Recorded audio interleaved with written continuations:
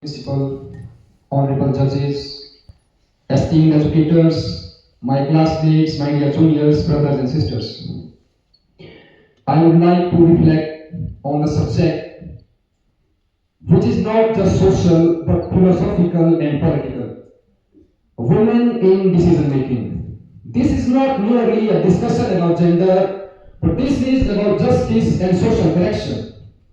Philosophers from Plato to Rousseau have deliberated on governance, yet history has often excluded half of the humanity from discussion. Socrates, despite of his wisdom, he has relegated women to secondary roles. But John Stuart Mill, in the subjection of women, he argued that society that limits the role of women is not only unfair but inefficient. Exclusion of women from decision making is moral and intellectual loss of humanity. If we value reason, we must recognize that the best decisions comes from diverse perspective. Any decision making body that lacks women is inherently incomplete. Beyond philosophy, if we look at in our history, we find various women who guided society with their decisions. Whether it is Gandhi's and Maitreyi's philosophical wisdom, Rani Lakshmibai's bravery, and P.M. Indira Gandhi's leadership skills stands as a proof of this. Present-day leaders like Nirmala Sitharaman, Nancy Pelosi, Jacinda Ardern, Kamala Harris demonstrates that women can not only make effective decisions but can also lead society toward justice. All these examples remind us that when women sit in decision-making table, they bring perspective, rooted in collaboration, inclusivity, and long-term sustainability.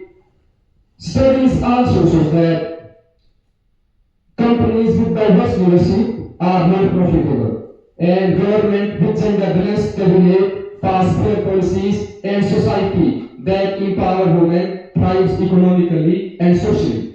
Yet the challenges persist. Globally, we have only 24% women in parliament and 22% corporate board positions. If we look at India, we have only 14% parliamentary seats held by women, and in Himachal Pradesh, we have only one women MLA out of 68 legislative assembly seats. Question is not can women lead. The question is why are we still questioning their abilities? Women like Malala Yousafzai, who fought for education, and Greta Thunberg, who demanded climate action, embodies the truth that decision making is not about gender, it is about capability, inclusivity, and vision. To sum up everything, I would like to say that empowering women in decision making is not favor. It is necessity. It is not charity. It is social correction. Let us campaign policies that ensures equal representation and mentor young girls to aspire without limitations and celebrate the women who reminds us daily that place of women is not only in home, it is wherever the decisions are being made. Thank you so much.